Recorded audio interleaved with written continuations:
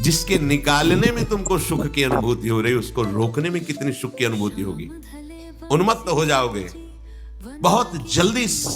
आपके सारे के सारे करण भगवदाकार होने लगेंगे यदि आप ब्रह्मचर्य का पालन करेंगे। शरीर स्वस्थ, हल्का, मन प्रसन्न, नींद आ, इतने गुण ही गुण। और ब्रह्मचर्यहीन आलस्य, प्रमाद, भोगों का चिंतन, मन का डिप्रेशन में पहुंचना, कमर में दर्द, टांगों में दर्द, सर में दर्द, घबराहट होना, बिना किसी कारण के मन भयभीत हो रहा, अपच हो रहा है, बिना किसी प्रक्रिया के वीरनाश हो रहा है, बिना किसी प्रक्रिया के। काहे को मृत्यु स्वयं स्वीकार कर रहे हो, ये मृत्यु है।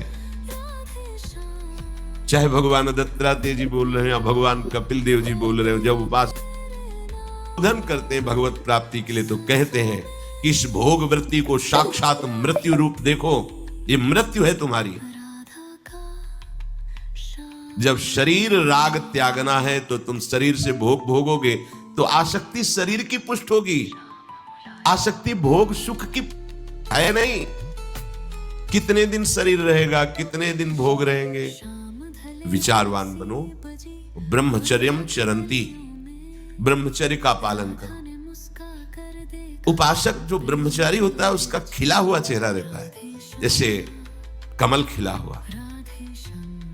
इसी कारण के उसकी मुख मुद्रा में प्रसन्नता होती है। जो ब्रह्मचर्यहीन होता है बुझा हुआ चेहरा होता है, तेजहीन, बिना किसी कारण के वो शोकग्रस्त लगता है। बैठा है, आपको लग रहा है शांत है, लेकिन आप चेहरे को देखो, वो एक शोकग्रस्त है, कुम्हलाया हुआ चेहरा, शांत चेहरा, मुख प्रसन्न, तन तेज विराजा। यह है ब्रह्मचर्यम चरंती, भगवत आराधन संपन्न उपासक का।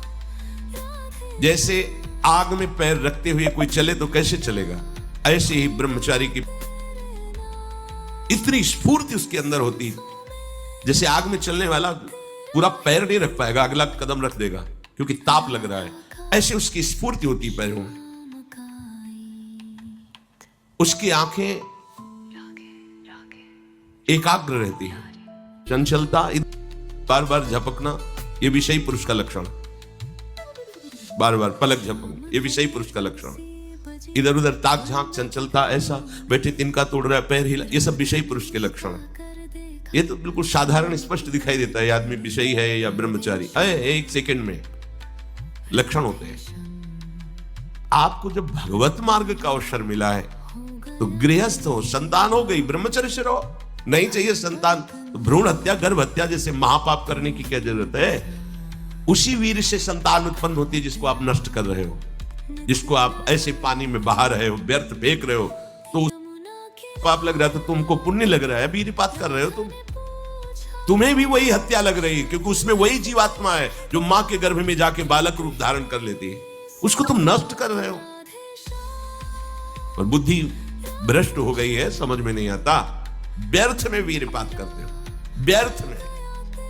जन्म बनेगा तुम अध्यात्म के योगी बनोगे, मजाक है अध्यात्म का मार्ग। होश में हो जाओ, ये मन के दुलार को बंद करो। जब तक इच्छा ही नहीं भगवत प्राप्ति की तो फिर तुम कैसे भगवत प्राप्ति कर पाओगे। भगवत प्राप्ति की इच्छा कैसे होगी जब तुम्हारी